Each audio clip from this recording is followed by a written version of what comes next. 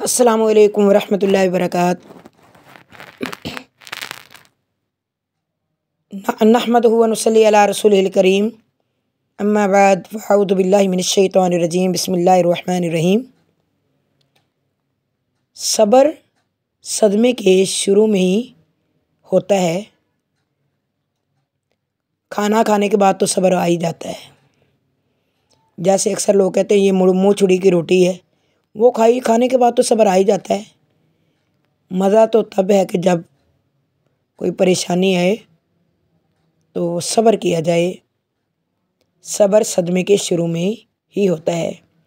انس بن مالک رضی اللہ تعالی عنہ قال مر النبی صلی اللہ علیہ وسلم بامرأۃ تبکی عند قبر فقال اتق اللہ واصبری قالت الیک عنی فإنک لم تصب بمصیبتی ولم تعرفه فقیل لها انہ النبی صلی اللہ علیہ وسلم فأتت باب النبی صلی اللہ علیہ وسلم فلم تجد عنده بوابین فقالت لم أعرفك فقال انما الصبر عند الصدمة الأولى۔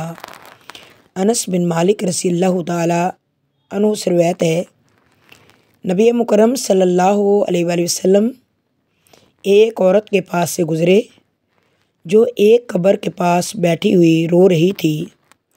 آپ صلی اللہ علیہ وآلہ وسلم نے اس عورت سے فرمایا، اللہ سے ڈر، اے عورت تو صبر بھی کر۔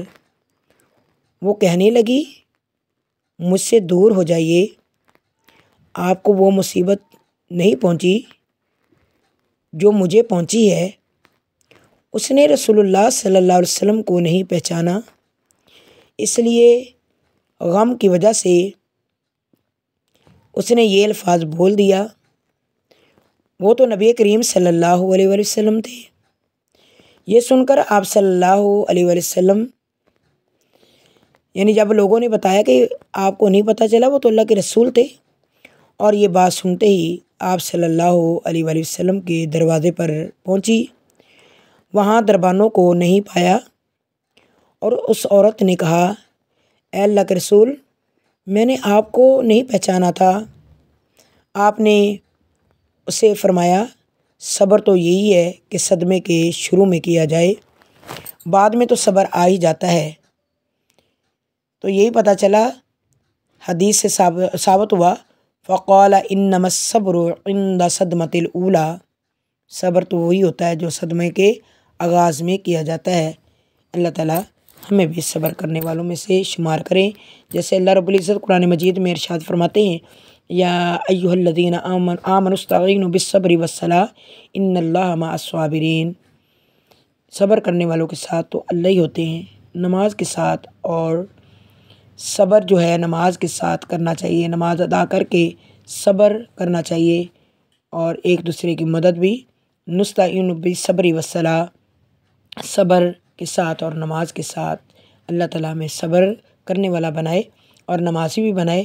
جب ہم نماز میں کہتے ہیں ایاک نعبد و ایاک نستعین، اے اللہ ہم تیری عبادت کرتے ہیں اور تجھی سے مدد مانگتے ہیں، تو انشاءاللہ اللہ رب العزت ضرور ہمیں صبر کی توفیق عطا فرمائیں گے۔ اللہ تعالیٰ عمل کی توفیق عطا فرمائے۔